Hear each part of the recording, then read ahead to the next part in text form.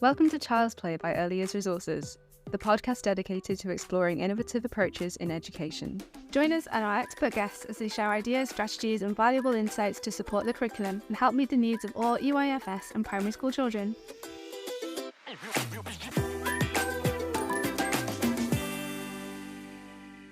Today we're joined by Lucia Davies. Lucia is a professional children's entertainer and author with over 30 years of experience entertaining children from all walks of life. She's also the founder of Lucia's World, a platform for children aged 3 to 9 centered around inclusivity, positivity and mindfulness. Let's jump in.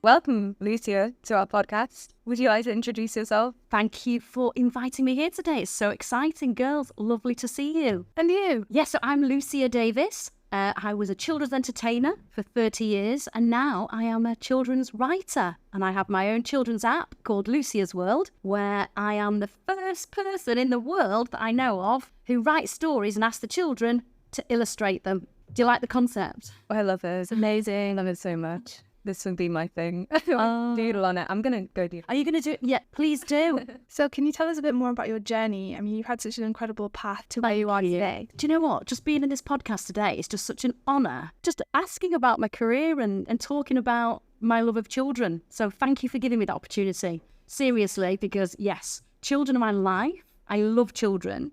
They are my biggest teachers. I have learnt the most from children than I have from any books, any classroom. They are just incredible. So they have influenced my work throughout my whole life, and they're still influencing it and developing this platform with me now. So yes, I was a children's entertainer after being Miss Davies. I used to work in a primary school for 7 years, started in reception and nursery and worked my way up to year 6. And basically, the children came in at 3, left at 11, and I watched them grow in those primary years. And after I'd done it all the way through with lots of thousands of children, it was time for me to move on. So I became a children's entertainer.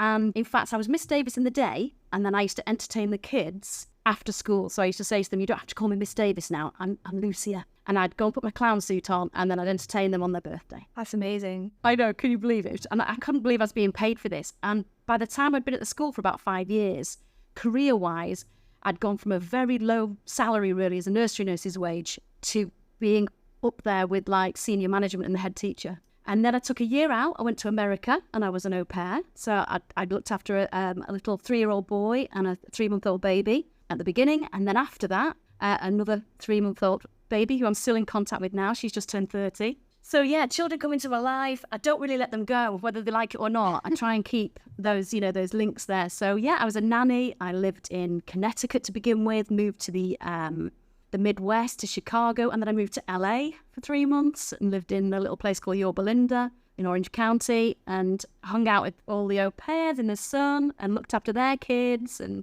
took them to the beach and just had the most amazing time. Came back, they held a job open for me at the school. And then they said, do you want to stay? I was like, I think I've learned as much as I can from you all. It's been amazing. And it was just at the time when education was changing as well. There was a lot more ticking boxes, record keeping, planning and assessment. Does a child at the age of 3 hold a pencil in its left or right hand? Who cares? Do they need a pencil at 3? Can we just play in the sand with our finger? So already I was advanced in that kind of way of learning through play. So I just thought, right, I'll just go for it. And I went full-time being a kids entertainer. And then my first corporates were like the Brownies. So I started really small. And then somebody's mum said, well, come and do one in the garden for me. Or, come and do a works do. And that's how it kind of built. It's about inclusivity. It's about having a good work ethic. And everything that I've ever done in my life, I like to think the children are seeing me as a role model. And they're following in footsteps with positivity and kindness. And my stories now, there's 7 in the app, hopefully they'll be able to pick out all those hidden meanings. So it's not just about a lizard or about a dinosaur. There's actually hidden messages in there about good morals and being a good human being. To follow up from that, you started doing lockdown broadcasts during the pandemic. Yeah. Maybe what the difficulties were for children and how they benefited from those. COVID was just a massive shock, and it just came really, really quick, didn't it? Yeah. My partner, Jen, she works for the Northwest Ambulance Service. So she was frontline throughout it all. It was all unfolding and developing, and she'd come home and these numbers would be going up and down, and she would be there in a PPE dealing with all this. And although I wasn't frontline with it, we were as a family. And at the time, my mum was really poorly. She had cancer, unfortunately, and came to live with us, and we provided care for her. So it was a real time when creativity in children saved me, really. It was a time when I was like, I need to go live. And I'd never gone live before, but I wanted to connect to the kids. So I didn't charge any money for this. I did it for about 18 months. And I'd regularly go on and do homeschooling with parents just to show that you don't have to follow a curriculum. Classrooms don't have four walls. Just make it fun. Just a couple of hours a day, sporadic hours. They don't have to be set times. But ultimately, just keep the mental health going in the family, positive, be happy, take breaks, go outside, just be together and get through this pandemic.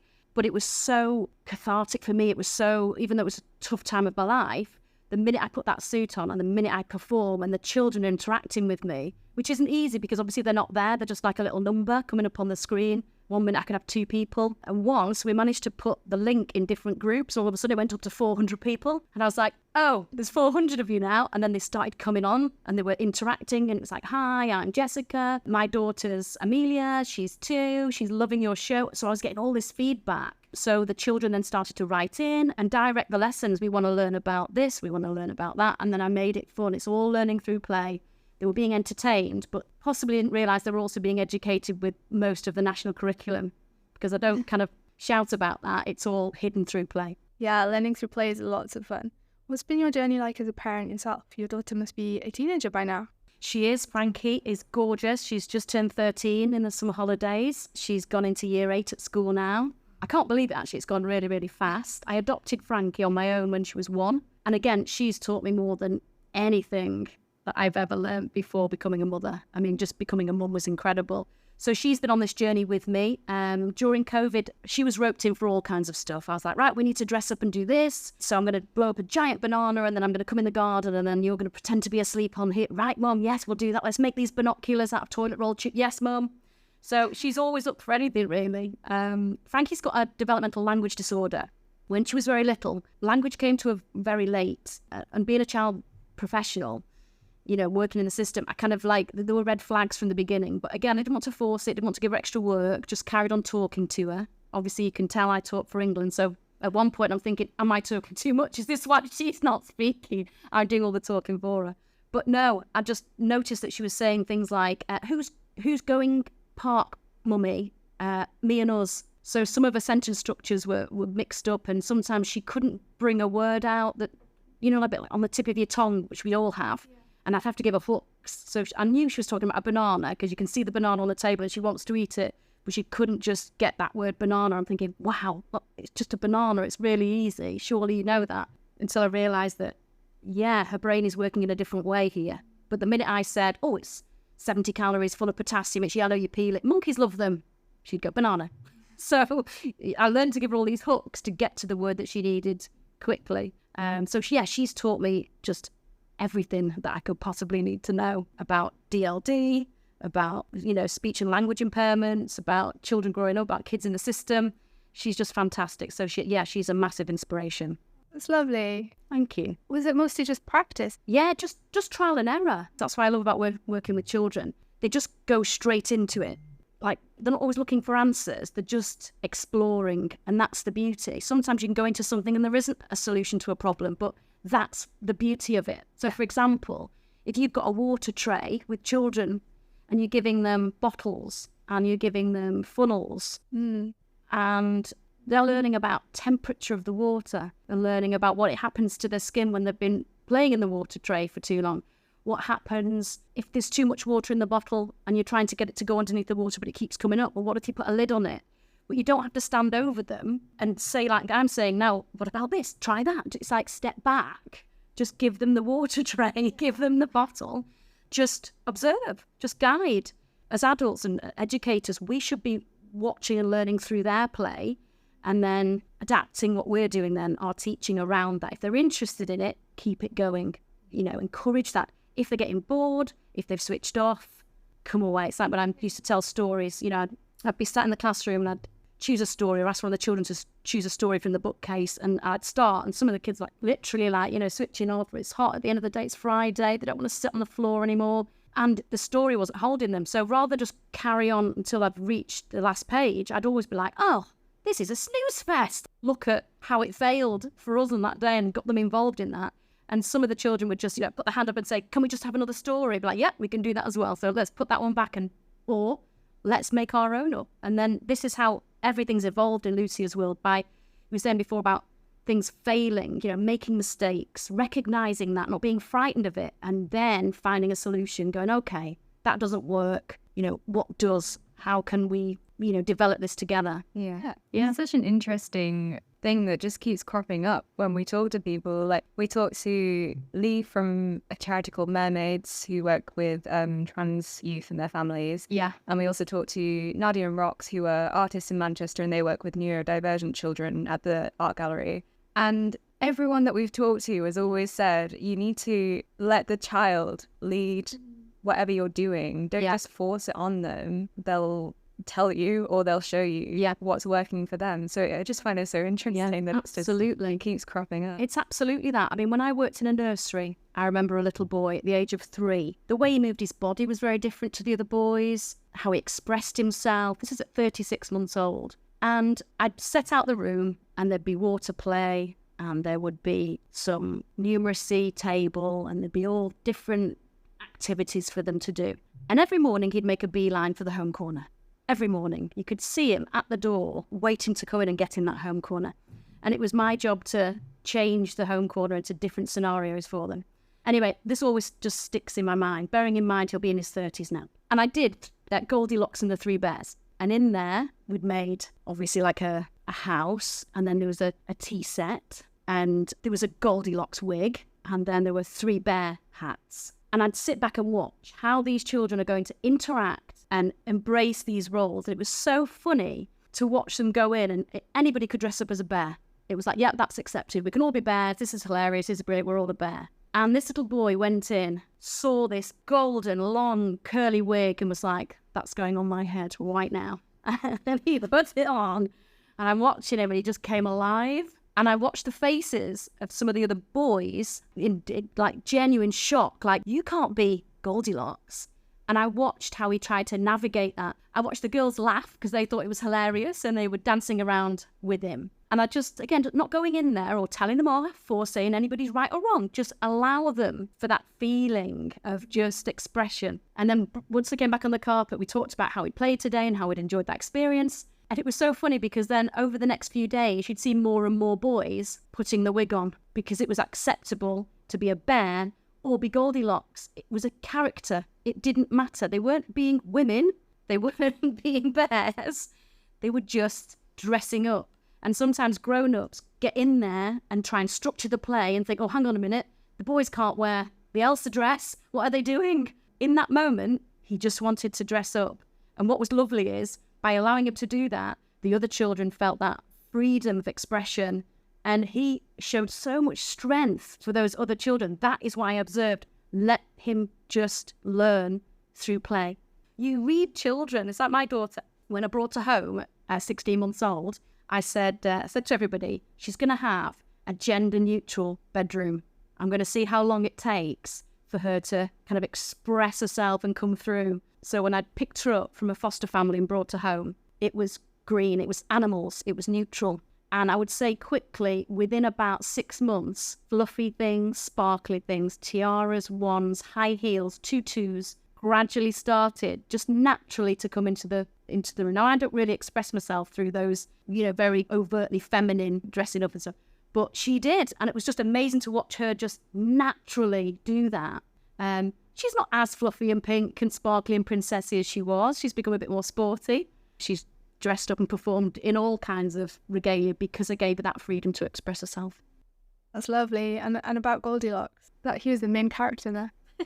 He had main character energy. And I bumped into him when he was 16, and he walked over to me after shouting, Miss Davies, as loud as he could. And it was just one of the most wonderful moments. And again, it was just that you learn through watching children play. And if I look back over my 30-odd years, the children haven't changed one bit. We keep changing their environment, but actually they just want to be self-expressive, inclusive. Children are not born prejudiced. Children aren't born with hatred. they're not homophobic, they're not racist, they pick up on things and they copy. But it's all, we all, everybody makes mistakes and we're human. So that's where forgiveness comes in. Again, one of the other morals in my stories is forgiveness. Nobody's perfect. You've got to meet people, and if you've upset someone, just say sorry and hopefully they'll be forgiving. So that's what I try and teach kids as well. You have such a fun energy about you that kind of makes me get involved in what it's like.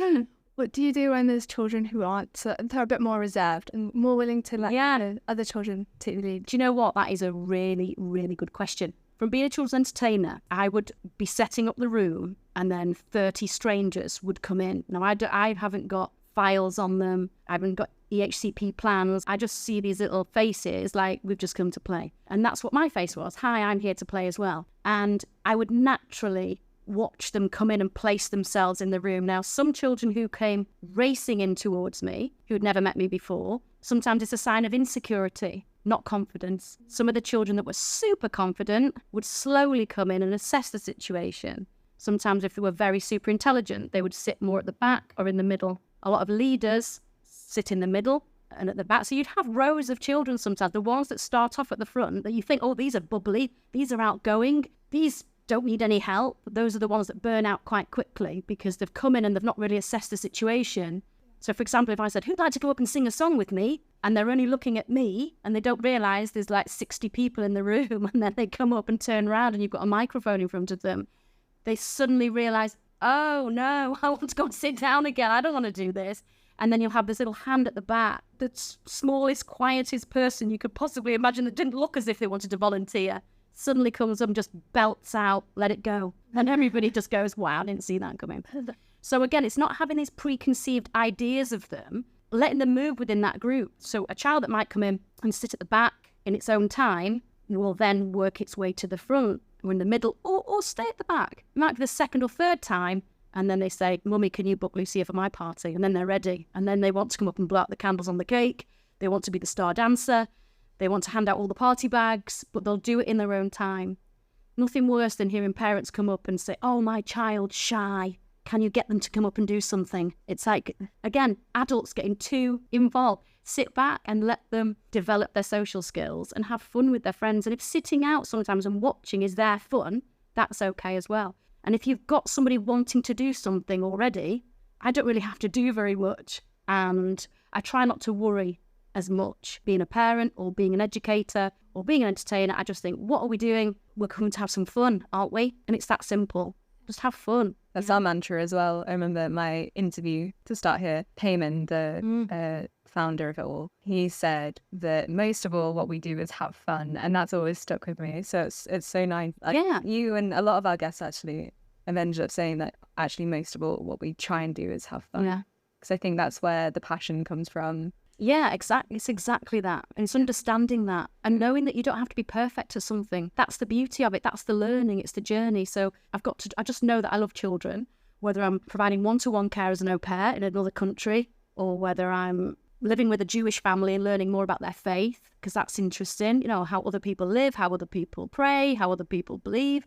I just find it just so enthralling to be included in other people's lives and children's lives. It's a real absolute honour. It really is. I think you have such a positive outlook. And I know that positivity and inclusivity and mindfulness as well, that's such a huge part of what you do. Yeah. Do you want to talk more about the mindfulness aspect of what you do?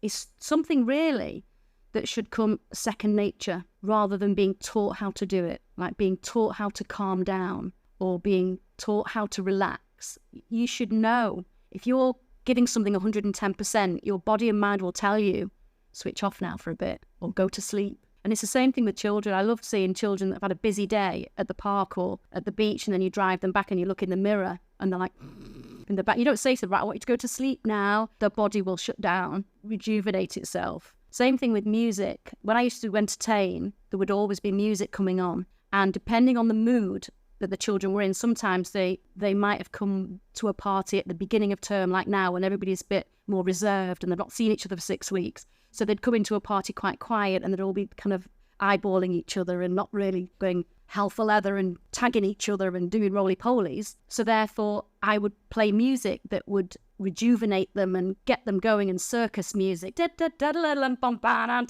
come on, let's go, let's move it, let's go. And then if it was like a Friday at the end of and they're ready for the school holidays or Christmas, oh my God, when it's been Christmas, Eid, Hanukkah, and they're all really hyped up. It's very hard to keep them in a classroom and do curricular subjects. They're ready to burst. Classical music, I used to play lots of like baby classical FM music, and it would like hypnotize them. But I didn't really say to them, I'm going to put this music on so that you will be calm. I'd just bring in I had like a little hand gong or little cymbals I used to use, certain instruments that just had a soothing tone to them. Sometimes if there was a piano in the room and the children were hyper when they were coming in, I'd play really quiet music just as they were coming in, and then they'd tiptoe in there like, oh, is this a quiet party? What do we do? They would come and sit down then because I'm playing the piano. And then if I start playing the piano really loudly and robustly, they'll all run around in a circle.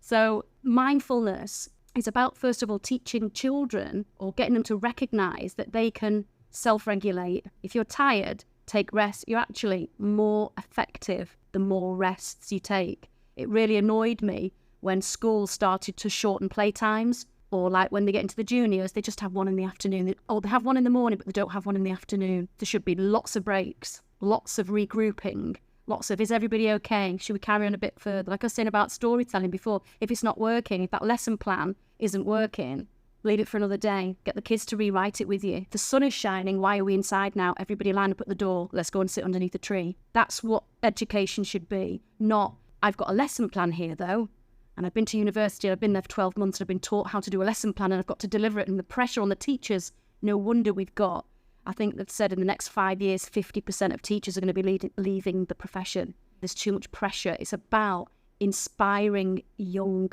people. Teaching is about inspiring them, building relationships with them, and sharing your knowledge. If you've got stuff that you know about, teach it them in a fun way. And that's what my career has always been. If something's not working, right, how can I do something about that? The kids, not, oh, the kids are getting on my nerves today. People used to say, oh, how do you work with kids? They're really annoying. Well, anything can be annoying. You can look at a wasp and think it's annoying, or you can look at it and think, wow, it's a pollinator. So it's the positivity. It's how you look at things. And if I was going to entertain children and do 40 shows, I also made sure that I had lots of holidays where there were no children, where I am not around children. Same thing with a classroom, tidy up, put your chairs upside down on the table, ready for pick your coats up off the floor, put them on the hooks. That's all mindfulness, resetting yourself again and having that, being allowed to breathe and not being chaotic and dysfunctional and annoyed. And because those energies we often put on children, hurry up, we've got to do the shopping, get in the trolley, we've got to push you around the supermarket. Whereas if you just go in and go, yay, we're going in this trolley, whee! And as you go in, give them a piece of fruit to hold, or ask them to choose which one. You choose a piece of fruit, and they'll point to that one. There you go. And tell it it's called Bob. It will love Bob all the way around while you're putting all the boring stuff in. There are strategies that we can use with children. It doesn't have to be, stressful. We can structure it around ourselves. It makes life a little bit easier because children are 24/7. Parenting is 24/7. And you need that energy, and you can't pour from a cup that's half full. You've got to have the energy yourself because that energy is transferable with children. I was thinking about when you said make whatever topic you teach, make it fun. And I was thinking about this teacher that I had at college. So this is way older than what we're talking about.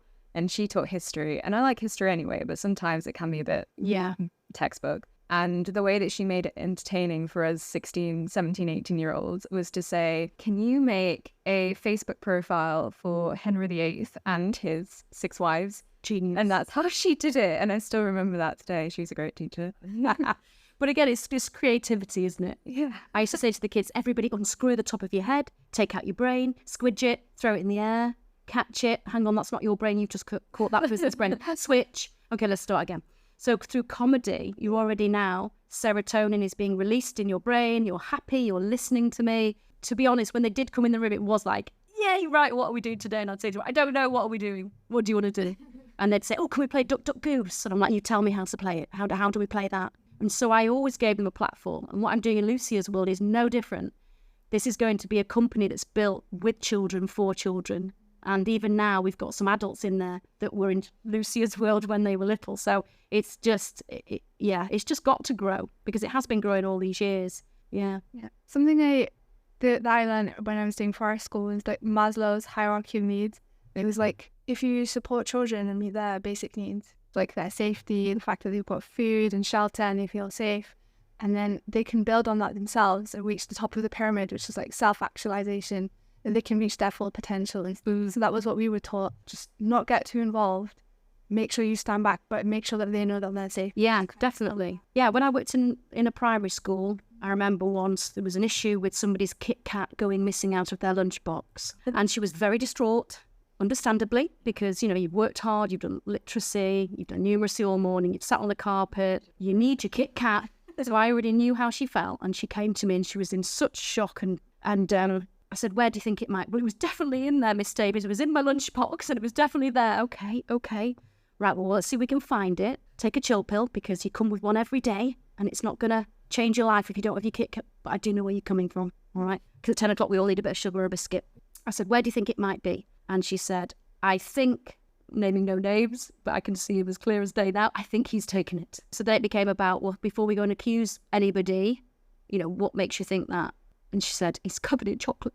So I said, okay, well, let's go and ask. We can just ask, can't we? And I went over to him with her and said, oh, she's looking for a chocolate bar. Do you know where it might be? Now, already, when you work with children as long as you do, body language is incredible. It's a tool that you can just read. They don't even have to say anything, because that's how they learn to communicate with us. So I knew it was her Kit Kat. But again, what came out of this story is that rather than somebody being upset about having loss and being the victim of a crime and theft, it became more about, well, why did you take the chocolate? And it turned out that he hadn't had breakfast that morning and doesn't have breakfast most mornings. So really, he was hungry. And he thought if he asked, nobody's going to say, yes, you can have that chocolate bar. So what we learned from then on was, as we all sat round, I said, well, first of all, no, we don't steal. Stealing is not the solution to a problem, but also an empty tummy is also something serious. And if your tummy feels empty in the morning, I want you to come and tell me. So what we did then was make sure we had loaves of bread where we'd make toast for the kids in the morning. So then there was no excuse then. So if you know, he's had 2 rounds of buttered toast and he's still nicking a Kit Kat, then it would be, let's take it to the next level. But we never needed to, because like we said before, what is the problem? Let's sort it out here. And it never continued. He knew that he didn't have to steal to get what he needed. He just had to communicate better. And what was lovely is I then went back to her and said, okay, so how fortunate are you to have a chocolate bar in your lunchbox every day? He hasn't. And to hear her say to me, well, I could bring him one in because we have loads of them in our cupboard. As an educator, it was just like, wow, thank you for that. And they sorted it out themselves. And this is, again, when I talk about bullying, we are only going to stop bullying in education if we sit down with children who are bullying and ask them what is happening, not punishing them, not giving them attention, by actually sitting down with the local authority, with their families, with their teachers, and having a really honest conversation as to why is the behaviour happening. And once we find out why that is, there's the solution to the problem. So it's getting children to understand that as well. That's why, you know, I tell you that story about the Kit Kat.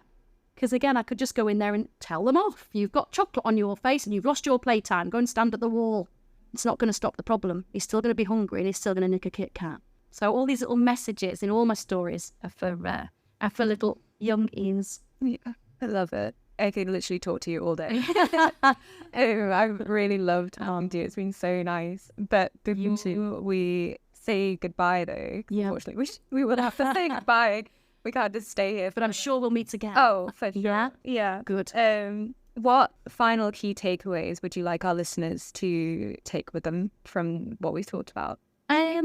Well, obviously your listeners, your followers, you know, I assume are early years educators, parents, anybody that works with kids, basically parents, is to, before you actually purchase something, look at what your child is interested in. Don't just blanket buy something that you end up putting on Marketplace or getting rid of that takes up space in your nursery. Go and interview the kids. What are you interested in? Do they like reading at this stage? Do they like building things? Do they like group cooperative play? And that is why this is a business that's been successful for 30 plus years, because you care about children. Children will just play outside. They'll climb a tree. It's about understanding that learning through play is the most valuable thing that you can teach your children. In fact, you don't even teach it them. It's innate. Just step back and let them play. and you have catalogues full of stuff that allow them to explore and discover. Amazing. Yeah, we couldn't agree more. I think a lot of our socials, we don't showcase our products that much, which I think a lot of companies try and showcase. It seems backwards to not showcase our products as a business, because at the end of the day, we are a business. Yeah, absolutely. So it seems backwards, but what we try and do is, you're right, is that we care most about the children and their learning, and also our audience. Like, obviously we know there's a huge cost of living crisis at the moment. Yeah. You don't want to be buying loads of expensive equipment when, like you say, you could find things perfectly outside, like loose parts, like acorns, pine cones, all that kind of cardboard box. The joy of a cardboard box. We did do like not a proper campaign, but a mini campaign about what you can make out of a cardboard box.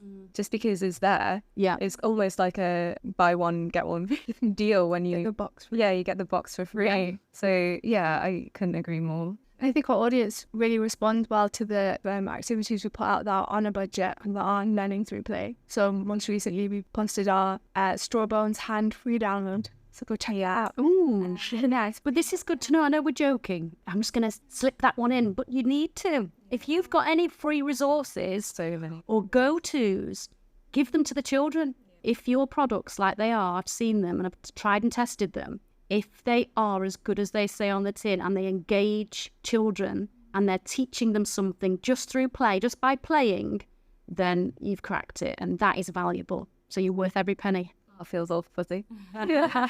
So what's next? Yeah.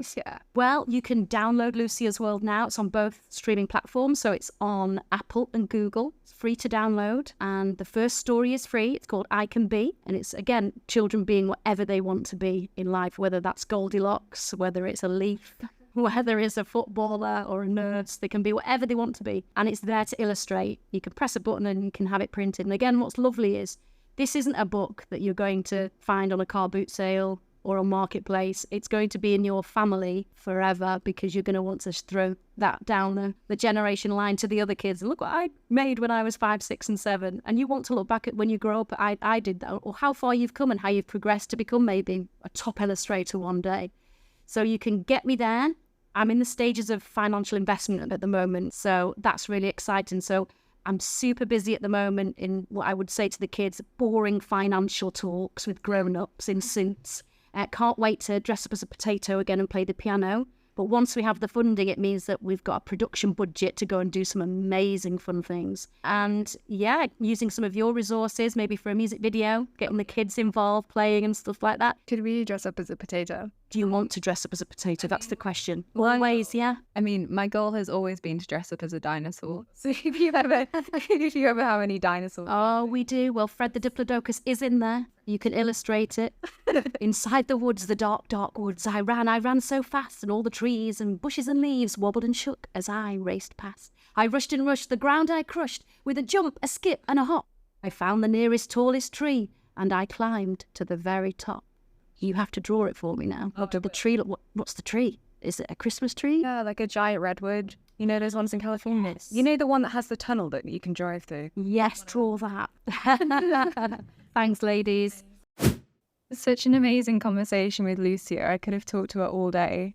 Tahira, what was your key takeaway? It was really interesting to hear how Lucia's experiences have taught her how to bring out the best in children and also herself, because it's like she said, you can't pour from a cup that's half full.